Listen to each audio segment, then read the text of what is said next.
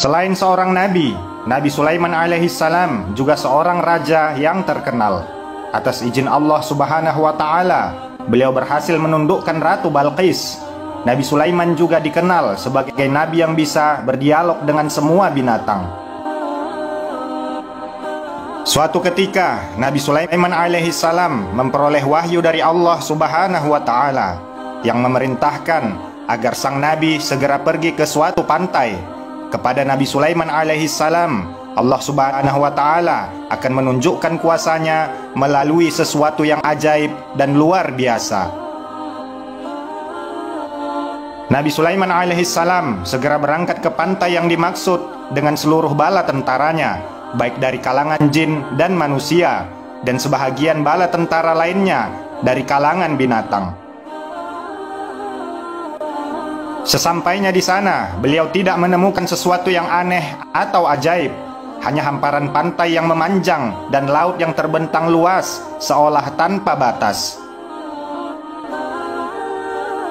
Nabi Sulaiman alaihissalam segera memerintahkan salah satu jin untuk menyelam di lautan agar membawa keluar sesuatu yang tampak ajaib jika menemukannya. Jin tersebut segera menyelam sedalam yang ia mampu sambil memperhatikan sekelilingnya. Setelah beberapa waktu, ia muncul ke permukaan dan berkata, "Wahai Nabi Sulaiman, aku telah menyelam sejauh yang aku mampu, sampai sekian ribu meter dalamnya. Tetapi, aku tidak melihat sesuatu yang ajaib dan istimewa yang bisa aku tunjukkan kepadamu." Nabi Sulaiman alaihissalam tidak puas dengan laporan jin itu. Dalam hatinya berkata, jika Allah Subhanahu wa Ta'ala telah memfirmankan, dan itu pasti adanya, hanya jin itu saja yang mungkin tidak mampu menemukannya. Karena hal itu, maka Nabi Sulaiman alaihissalam memerintahkan jin Ifrit yang mempunyai kemampuan jauh lebih hebat dari kebanyakan bangsa jin untuk melakukan tugas tersebut. Jin Ifrit segera menerjunkan diri ke samudra, menjelajah ke segala arah dan sedalam yang ia mampu, dengan kecepatan yang jauh lebih mengagumkan. Tetapi setelah beberapa waktu lamanya, ia muncul di permukaan tanpa membawa apa-apa. Dan jin Ifrit berkata, "Wahai Nabi Sulaiman, aku telah menyelam sejauh yang aku mampu, sampai sekian ribu meter dalamnya, 2 kali dalamnya dari yang diselami jin sebelumnya. Tetapi aku tidak melihat sesuatu yang ajaib dan istimewa yang bisa aku tunjukkan kepadamu." Lagi-lagi Nabi Sulaiman tidak puas dengan hasil yang dilaporkan jin Ifrit itu.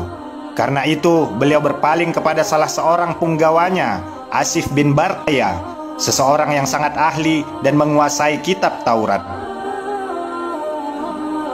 Bahkan Allah Subhanahu wa Ta'ala menganugerahinya ilmu secara langsung dari sisinya.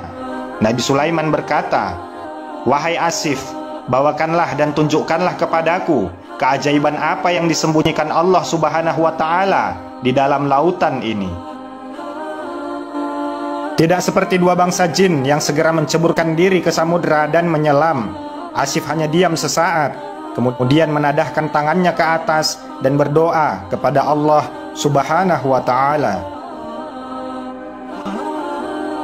Tidak lama kemudian, air laut tersibak dan muncul sebuah kubah besar berwarna putih dengan pintu di 4 penjurunya. Pintu pertama terbuat dari intan permata, pintu kedua dari yakut, pintu ketiga dari mutiara, dan pintu keempat dari zabarjud yang berwarna hijau. Asif berkata, "Wahai Nabiullah, inilah keajaiban yang ingin ditunjukkan Allah Subhanahu wa Ta'ala kepada engkau.